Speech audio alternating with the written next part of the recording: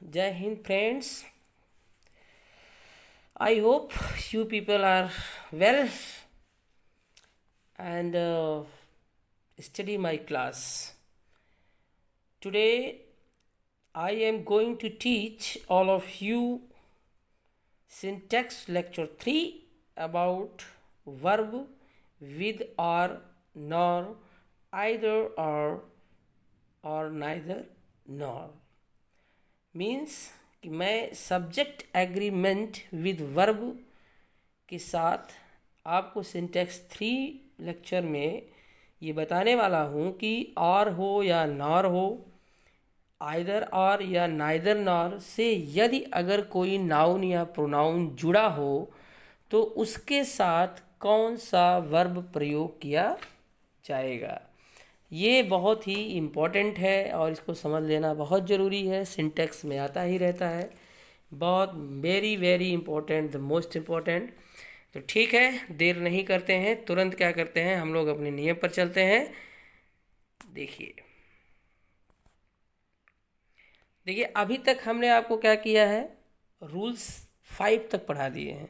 यदि जो लोग चैनल पे नए हों या जिन लोगों ने हमारी वीडियो नहीं देखी है वह please go back and see the lecture 2 syntax and you will find the rule number from 1 to 5। 1 में भी आप देखेंगे SSPP का रूल देखेंगे, आप वहाँ जाएं देखें, और if you like the video please subscribe it and share it. और क्या करिए, सब्सक्राइब करने के बाद बेल आइकन पर ज़रूर दबाएं जिससे आपको सभी वीडियो के नोटिफिकेशन समय समय पर मिलते रहें। ठीक है, चलिए क्या है कि अब हम लोग क्या करते हैं, रूल 6 पर आगे बढ़ते हैं। जैसे देखिए रूल 6 सबसे पहले क्या है कि ये कह रहे हैं कि व्हेन 2 और मोर सिंगुलर सब्जेक्ट्स, इम्पॉर्टेंट है, इसको ध्यान से समझ लें कि व्हेन 2 और मोर सिंगुलर सब्जेक्ट्स कनेक्टेड बाई और नॉर, बीच का जो ये और है ये अथवा के लिए है। कहने का मतलब क्या है, ये कह रहे हैं कि अगर क्या है कि 2 या 2 से अधिक सिंगुलर सब्जेक्ट और से जुड़े हों या नॉर से जुड़े हों। ठीक है, ये और माने यही है, और नॉर मतलब या तो और से जुड़े हों या तो नॉर से जुड़े हों।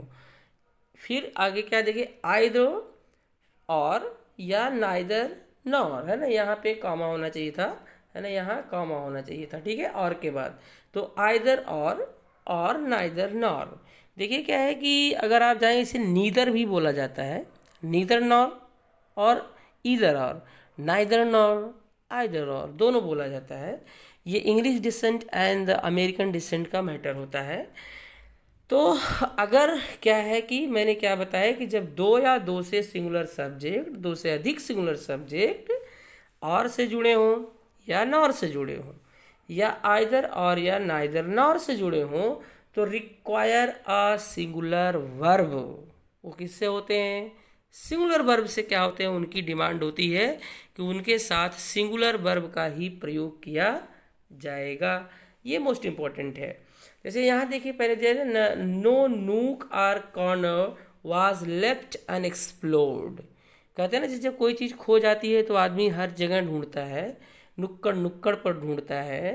तो वही ये कह रहे हैं कि कोई भी एक कोना कोना ऐसा नहीं है कि जिसको खोजा ना गया हो।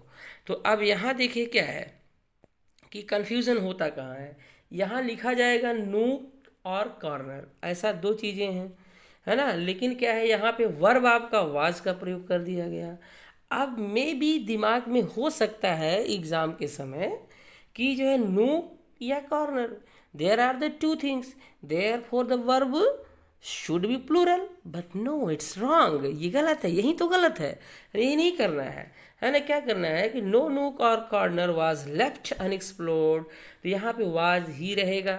तो आपका स्पॉट एरर देगा कहाँ पर, स्पॉट एरर आपको जहाँ वाज है वहाँ पर वर कर देगा और वहीं पे क्या है आपसे गलती स्पॉट एरर में पूछ लिया जाएगा। ठीक है, तो इसे सावधान रहना है।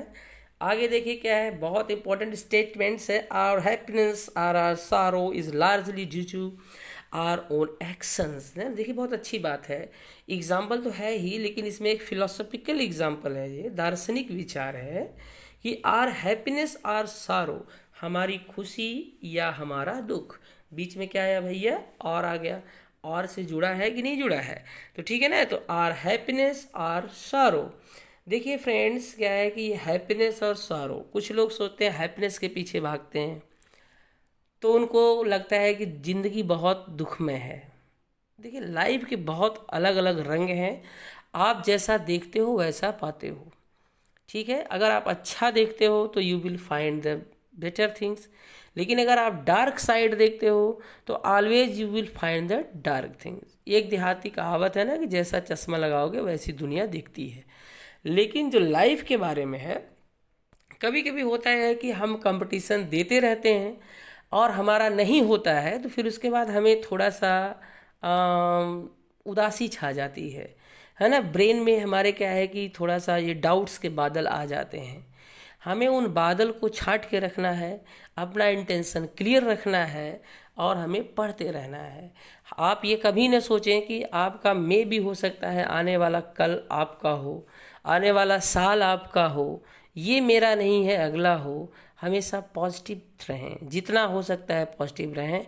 और मैंने अपने कुछ पिछले वीडियो में आपको बताए हैं कि हमेशा ऑटो सजेशन का फॉलो करें। मीन्स आप अपना सजेशन को देते रहें, खुद से बातें करें, और जब आप खुद से बातें करते हैं तो आप अपना बोझ काफ़ी हल्का कर लेते हैं। खुद से बातें करने से फ़ायदा ये होता है, आप छत पे जाएं, ग्राउंड में जाएं, कहीं भी जाएं, आप थोड़ा सा अपने से बात करें, क्या कमियां हैं अपने में ढूंढें, और फिर आप आधे घंटा अपने से बात करने के बाद you will find that you are recharge. आप इतने चार्ज हो जाते हैं, आप एनर्जेटिक महसूस करते हैं, और फिर आप जब टेबल पर बैठते हैं तो क्या करते हैं, आप बहुत कुछ करने के लिए आपके अंदर मोटिवेशन मिल जाता है। तो ये जो लाइन है ये बहुत बहुत इम्पॉर्टेंट है। तो हमें क्या है कि कभी कभी ऐसा मिलता है, हरासमेंट होता है, लेकिन नहीं, हमें उसी से लड़ना है, उसी से उबरना है, उसी से हमें कंपटीशन देना है, ठीक है, ध्यान दीजिएगा। तो our happiness or our sorrow is largely due to our own actions, यानी कि जो हमारे सुख हैं, हमारे दुख हैं, ये अधिकतर जो कारण बनते हैं हमारे कार्य के ही परिणाम होते हैं। गीता की कर्म मीमांसा की फिलॉसफी चल रही है यहाँ पर, ध्यान दीजिएगा, ठीक है। तो ठीक है, हम दर्शन नहीं पढ़ा रहे हैं, लेकिन फिर भी मोटिवेशन ज़रूरी होता है बीच बीच में। प्लीज़ प्लीज़ प्लीज़ अपने आप को मोटिवेट रखें, गर्मी पड़े चाहे जो पड़े, ठंडी पड़े, अपने आप को तपाना है।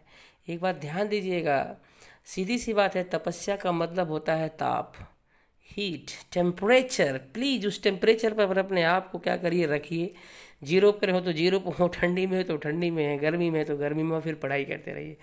और जब भी कभी मन बहुत ज़्यादा उदास हो तो प्लीज़ प्लीज़ प्लीज़, अगर आप बाहर पढ़ रहे हो तो अपने घर जाएं, माँ बाप का आशीर्वाद लें, थोड़ा एक दिन रुकें, फिर जाएं, आप चार्ज होंगे और आप पढ़ते रहेंगे। ये ध्यान दीजिएगा। मैं इलाहाबाद का रेजिडेंशियल रहा हूँ, मतलब वहाँ पे डेलीगेसी में रहा हूँ। डेलीगेसी मीन्स मैं लॉज में रहा हूँ, और मैंने ये सारी सिचुएशन फेस किया है और मैं जानता हूँ, है ना। Now I am a teacher in inter college. मैं आज इंटर कॉलेज में टीचर हूँ, सक्सेस हूँ, है ना। फिर भी मैं पढ़ता हूँ, आप लोगों से बता दूँ, मैं पढ़ता हूँ और डेली पढ़ता हूँ। अगर नहीं पढ़ता हूँ तो इरिटेशन महसूस होता है। प्लीज़ कुछ न कुछ पढ़ते रहें, ये बहुत ज़रूरी है। आगे देखिए क्या है, ज़्यादा नहीं बोलना है। ओ सॉरी, यहाँ पे देखिए नीदर की स्पेलिंग गलत हो गई है, NEITHR है। आप लोग समझदार हैं, समझ जाएं, टाइप करने में दिक्कत हो गई होगी, है ना। Neither food nor water was to be found there. देखिए अब नीदर और नार से जुड़े हैं, इसलिए यहाँ पे क्या लग गया मित्रों, वाज लग गया। तो प्लीज़ प्लीज़ प्लीज़ आप लोग इसे क्या करिए, ज़रूर से ज़रूर ध्यान दीजिए। अगर कोई चीज़ आर या नार से जुड़े हों, आइदर आर से जुड़े हों, नाइदर नार से जुड़े हों, तो वहाँ पे सिंगुलर वर्ब ही प्रयोग किया जाएगा। देखिए आइदर राम और श्याम इज कमिंग टुडे, है ना। देखिए जरा सोचें एक चीज़, जैसे कि आइदर राम और श्याम, इट मीन्स क्या हुआ, या तो राम या तो श्याम आएगा, एक को आना है, एक से ज़्यादा दो नहीं आने वाले हैं। तो इसलिए सीधा उसे वैसे भी कह रहा है यार कि आइदर राम और श्याम, या तो राम आएगा या तो श्याम आएगा, आएगा एक ही आएगा ना। तो इज कमिंग टुडे, बस सीधी सी बात है, कॉन्सेप्ट पकड़ लीजिए। आपकी शादी हो रही है, आप बर्थडे पार्टी मना रहे हैं या और कुछ कर रहे हैं, किसी को इनवाइट किए हैं, राम और श्याम दोनों को इनवाइट किए हैं, लेकिन आप इस बात को अच्छी तरह जानते हैं कि दो में से एक आएगा। ठीक है, देखिए क्या है, ये जो राम है ना, यहाँ पे राम थोड़ा सा मैंने फॉल्ट कर दिया है, इंग्लिश में ऐसा नहीं लिखा जाता है ना, ये रामा लिखा जाता है। मैं शायद ये गलत कर दिया हूँ, यहाँ पर नहीं होना चाहिए, है ना, ध्यान दीजिएगा। यहाँ पे रामा लिखा जाता है अंग्रेजी में। जब आप अंग्रेजी लिखें तो लॉर्ड रामा लिखें या रामा लिखें। राम थोड़ा सा सही नहीं होता है, लेकिन बहुत बुक में मिल जाता है, होना नहीं चाहिए। ठीक है, ठीक है फ्रेंड्स, देखिए हम अगले रूल पर चलते हैं, रूल नंबर 7 पर।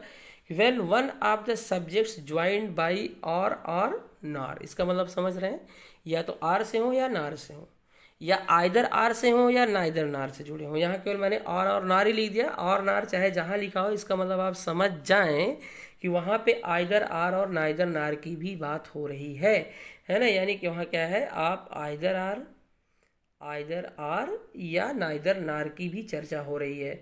ये मत सोचिए कि बस केवल आर की कर रहे हैं सर, ऐसा नहीं है ना, दोनों है। ठीक है ना, आइदर आर और नाइदर नार दोनों हो रहे हैं। तो आर या nor is plural, the verb must be plural, तो वर्ब क्या होनी चाहिए, प्लूरल ही होनी चाहिए। ठीक है, लेकिन इसमें एक चीज़ और इम्पॉर्टेंट है मित्रों, ये कह रहे हैं कि जब कोई आर या नार से या आइदर आर या नाइदर नार से या जुड़े हों तो verb must be plural, verb sure plural होगी, लेकिन कब, जब and the plural subject should be placed nearest the verb.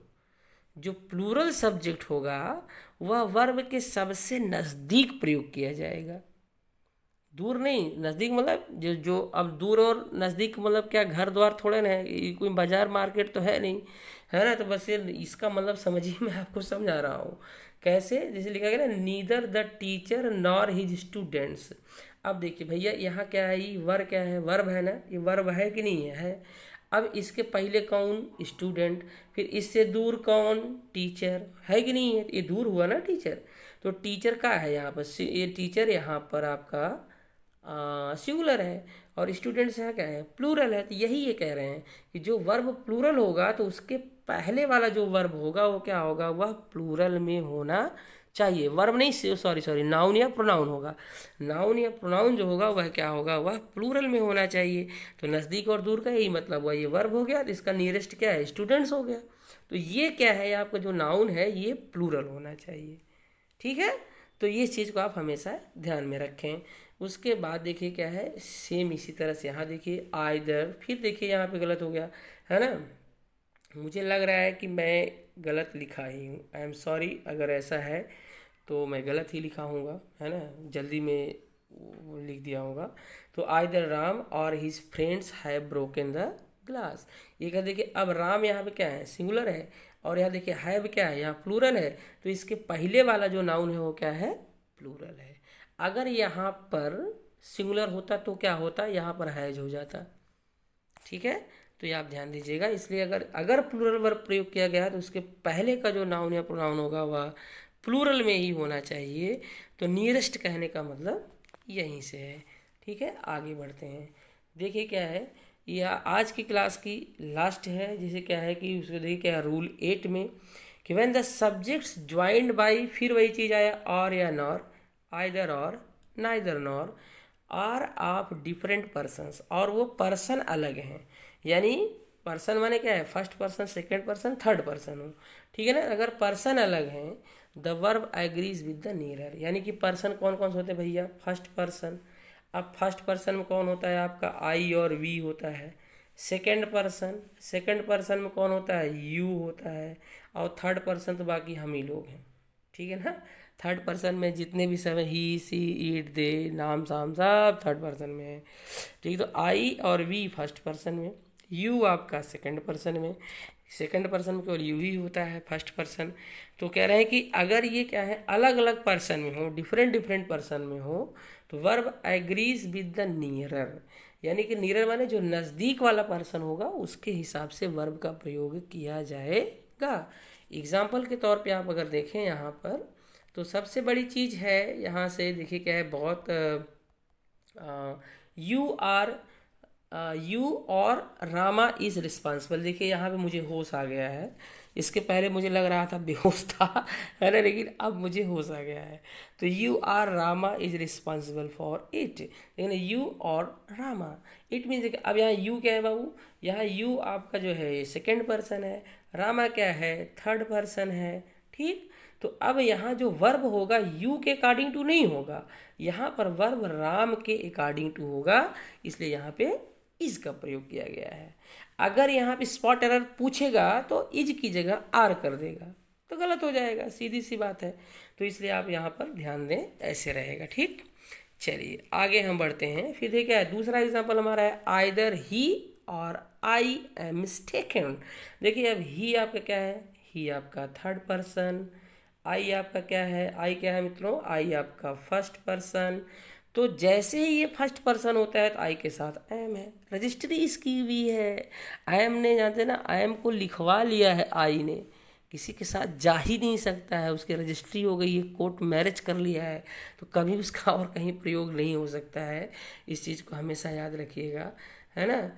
आगे देखिए क्या है, तो इसलिए यहाँ पर एम कहाँ से आया फ्रेंड्स, एम आया आपका आई के साथ। बात क्लियर हुई। चलिए देखिए नीदर ही nor you are to blame.